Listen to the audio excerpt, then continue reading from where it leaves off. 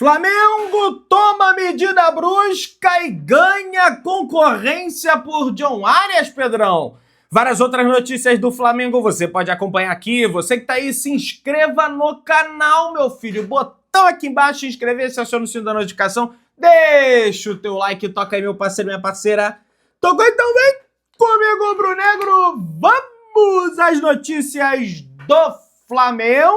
E o Flamengo finalizou todos os preparativos do CT do Urubu para o clássico de amanhã, Flamengo e Fluminense. Fluminense e Flamengo diretamente do estádio do Maracanã. Uma verdadeira decisão, sempre lembrando, faltam apenas 5 rodadas para o término do Campeonato Brasileiro, então é muito importante essa preparação. Vou trazer algumas informações aqui para vocês acerca dessa preparação, quais jogadores aí estarão disponíveis. Já temos novas informações sobre determinados atletas, beleza?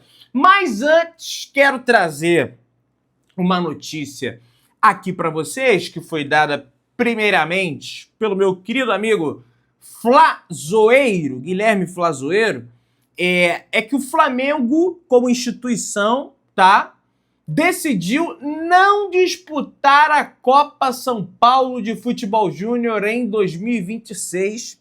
A decisão faz parte do planejamento da diretoria rubro-negra em utilizar mais os garotos no início do Campeonato Carioca. Cara, eu sei que algumas pessoas podem até torcer o nariz porque eu vou falar aqui, mas a Copa São Paulo de Futebol Júnior é um torneio que não tem nada no início do ano, geralmente não tem nada, agora o Carioca vai começar antes, então até que vai ter alguma coisa, mas é um torneio que ele começa ali no dia 2 de janeiro e acaba que se dá um peso alto, que no meu entendimento é superestimada. A Copa São Paulo de Futebol Júnior, ela não significa nada. Eu sei que algumas pessoas vão lembrar, quando o Flamengo foi campeão, que ficam felizes. É evidente, se o Flamengo for campeão, eu fico feliz. Mas qual é a função da base? Da categoria de base? Vamos pensar aqui. É formar jogadores para o profissional. Então, meu amigo, não tô nem aí para a Copa São Paulo de Futebol Júnior. Eu tô aí para o profissional. E tem mais. Nem sempre o vencedor da Copa São Paulo de Futebol Júnior significa que ele tem a melhor base do país. Para ferir isso, nós temos outras competições de base. Você tem o Campeonato Brasileiro, você tem a Copa do Brasil, sub-20, enfim, todas as categorias ali abaixo do profissional possíveis. Tem a própria Libertadores, que o Flamengo foi 2 vezes campeão. Então não significa nada. O Corinthians, por exemplo, que é o time que tem mais Copas São Paulo de Futebol Júnior, tem 10. Quem o Corinthians formou nos últimos anos, em comparação com o Flamengo, se a gente pegar um recorte aí, sei lá, de 10 anos. Vinícius Júnior, Paquetá, Wesley, João Gomes, mais uma outra galera. O Corinthians pode ter formado outro. Mas qual o jogador do impacto do Vinícius Júnior? Então, o que eu tô querendo dizer é que tá certíssimo esse planejamento. Até porque o Carioca ele vai começar antes e o Campeonato Brasileiro também, no dia 25, já vai começar o Brasileirão. Então, se não não tira esses garotos, tudo bem que no dia 25 a Copa São Paulo ela já deve ter terminado, mas se não dá ritmo para esses garotos logo no Campeonato Carioca, vai ser bem complicado, porque o Campeonato Brasileiro ele vai acontecer concomitantemente ao Campeonato Carioca, de forma ali, simultânea no próximo ano. Então a decisão correta. Quero que se dane o título da Copa São Paulo de Futebol Júnior, beleza? Amanhã, 34ª rodada do Campeonato Brasileiro. E aí, meus amigos, nós temos aqui, ó, já o martelo praticamente batido. De La Cruz está fora do clássico, tá? Já era improvável, né, que nesse último treinamento ele apresentasse uma condição para estar presente nesse confronto diante da equipe do Fluminense. Isso realmente não vai acontecer. Ele continua sentindo muitas dores ali no joelho, dores que são crônicas do jogador. O Jorginho estará na lista de relacionados do Flamengo. O Alan não estará, ainda sente muitas dores ali na questão da fascite plantar. O Léo Ortiz segue tendo pequenas chances de estar, até vem apresentando uma melhora gradual, aí ver qual vai ser ali a estratégia da comissão técnica, mas a tendência, e é certo que o Léo Ortiz esteja disponível contra o Bragantino, só a ex-equipe, né? Antes do Flamengo contratar ele, ele era do Bragantino. E sobre o Pedro, martelo já está batido, já está tudo certinho, estará disponível aí no embate diante da equipe do Bragantino no próximo sábado, partida essa que é tão importante quanto essa contra a equipe do Fluminense. Uma coisa que eu queria chamar a atenção para vocês aqui, pessoal, é que é o seguinte: já tem uma galera aí condenando o João Vitor em função do erro que ele teve, que para mim não foi nem erro dele contra o Sport. Ah, porque ele não dominou, Pedrão. Meu amigo, o Ayrton Lucas tocou a bola na fogueira. E se, porventura, na cabeça de alguém, o garoto errou, isso também tem que ser atribuído ao treinador, que não dá ritmo de jogo, que não bota o garoto para jogar.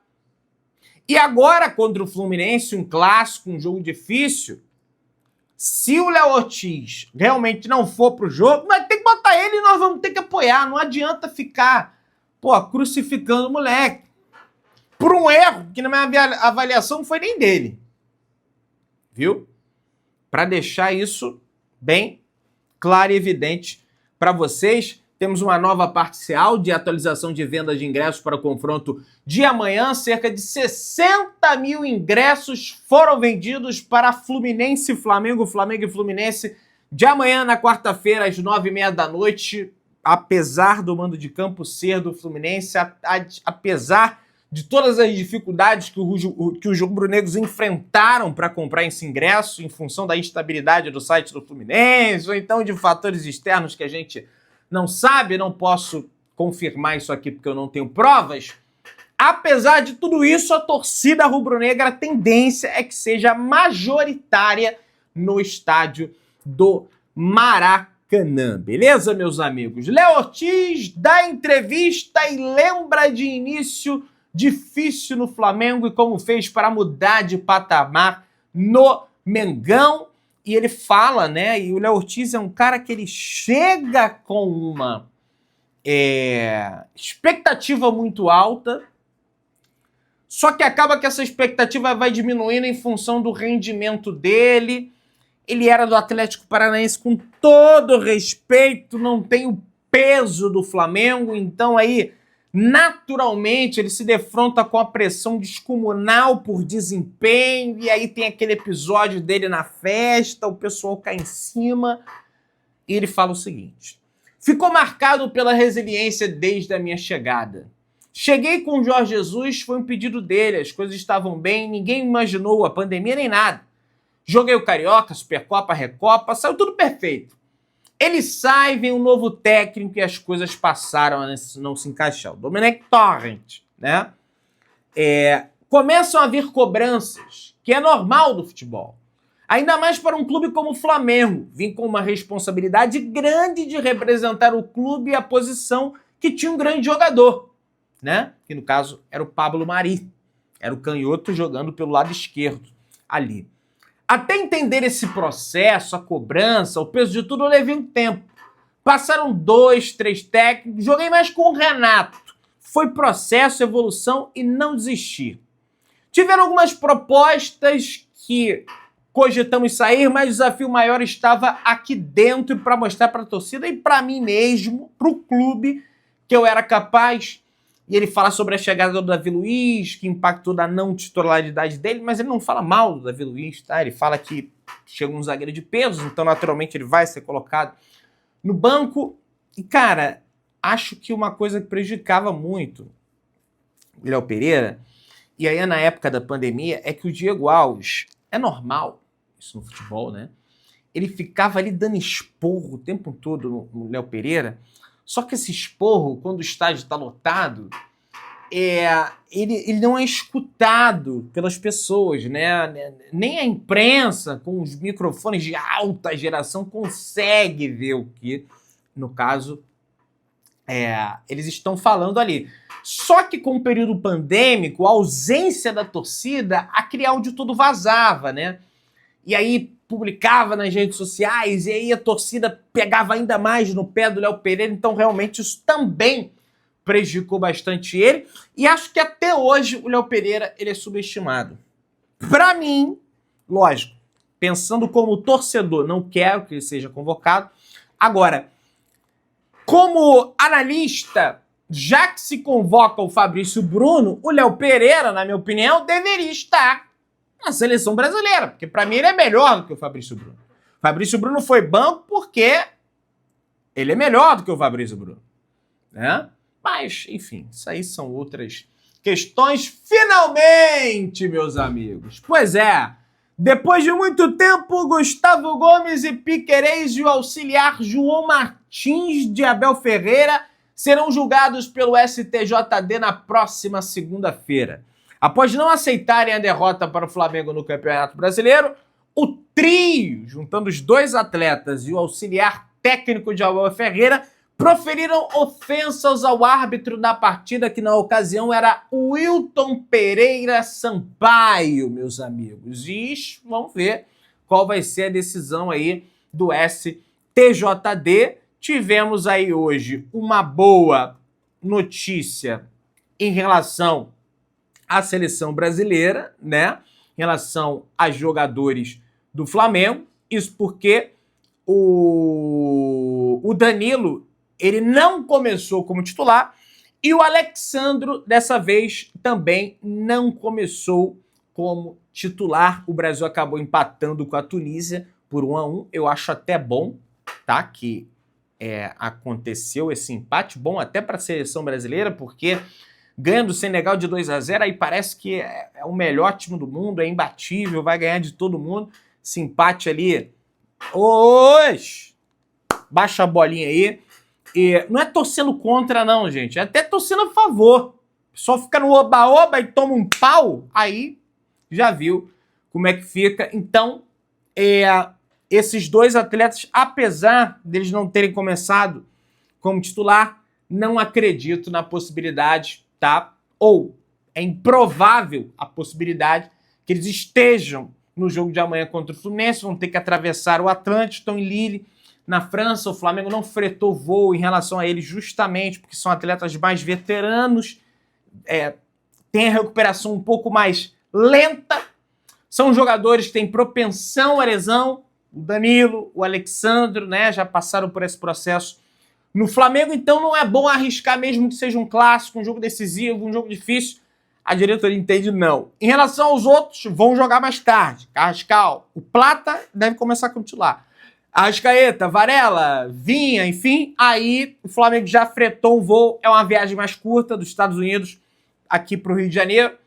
Torcer para que eles joguem o menos possível para estarem à disposição amanhã nessa partida diante do Fluminense. Mas é uma boa notícia, tá? Pelo menos foram à seleção brasileira, serviram à seleção brasileira e não voltaram lesionados, né? Tanto o Alexandre quanto o Danilo, porque essa situação já aconteceu em outras oportunidades. Pessoal, grupo de trabalho de arbitragem da CBF trocou ideias com 68 árbitros, assistentes e árbitros de vídeo na Granja Comari. Fase inicial do projeto para profissionalizar a categoria durante 2026, meus amigos. Algumas das mudanças que a CBF está implementando para o futebol brasileiro em relação ao ano que vem. E é lógico, Pedrão, tem a boa vontade, lógico, de melhorar o produto do futebol brasileiro, mas na minha opinião é mais que, olha, os caminhos que a Liga queria seguir, a CBF já vai seguir. Então para que vai ter a Liga? Como você vai formar uma Liga? Tem duas ligas diferentes, já começou dividindo aí, né? Já começou na divisão. Não faz o menor sentido. Né? Não faz o menor sentido. Pessoal, e aí? A gente entra no assunto que interessa, sim, ao Flamengo, relativamente. A Polícia Federal, aí eu quero ver se vão dar a mesma repercussão, se vão ficar falando igual falaram do Bruno Henrique, porque envolve futebol. A Polícia Federal prendeu Daniel Vorcaro, tá? Dono do Banco Master, que é o segundo maior dono, é o que possui o segundo percentual maior da SAF do Atlético Mineiro. Vorcaro investiu quase 300 milhões de reais no Atlético Mineiro, atualmente possuindo 27% das ações da SAF e cadeira no comitê do futebol do clube.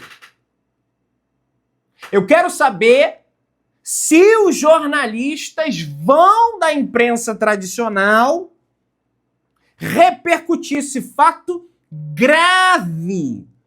Em outubro, o Ministério Público iniciou uma investigação sobre os fundos que foram utilizados nessa operação. A suspeita de lavagem de dinheiro de uma organização criminosa, muito conhecida. Eu quero saber se o pessoal vai... Porque o Bruno Henrique, né? Nossa Senhora. Agora isso aí, ou não vão falar? Tá lá no G1. Né? Pessoal, De La Cruz, clube garantido na Libertadores 2026, deseja a contratação do meia. Um desses clubes é o Nacional do Uruguai. O De La Cruz, por ele ter passado muito tempo na Argentina, muita gente, mas não veio da Argentina. Mas ele começa no Liverpool do Uruguai, depois é vendido ao River Plate. O River Plate também tem interesse na contratação do jogador. Entretanto, o River Plate, ele vai passar por um processo aí, provável, de ficar com caixa lá embaixo. Por quê? Porque a tendência hoje é que não se classifique, tá? Para Libertadores de 2026. No caso do Nacional, ele já está na Libertadores de 2026, mas tem o interesse dessas duas equipes aí para a contratação desse jogador. Beleza? Pessoal, o negócio é o seguinte, meus amigos. O Flamengo ganha concorrência de times europeus pela contratação de John Arias. A situação de Arias no Wolverhampton, lá na lanterna do campeonato inglês, apesar da chegada do novo treinador Robbie Edwards, acho que é assim que se pronuncia o nome dele, as perspectivas é que ele não deve jogar, tá? O Vitor Pereira não vinha utilizando o jogador, se encontrava no banco de reservas da equipe, a tendência de descenso e o desejo de saída. Existe ali um acordo de cavalheiros, não nada assinado do Arias, caso volte ao Brasil, volte para o Fluminense. Entretanto, o Galatasaray da Turquia também entra na parada pela contratação do jogador, além do Flamengo estar também no interesse na contratação desse atleta, mas sempre lembrando que a prioridade, goleiro, zagueiro e centroavante ali para ser reserva do Pedro. Você que tá aí, se inscreva no canal, achando o sino da notificação, deixa o teu like, tamo junto, saudações rubro-negras.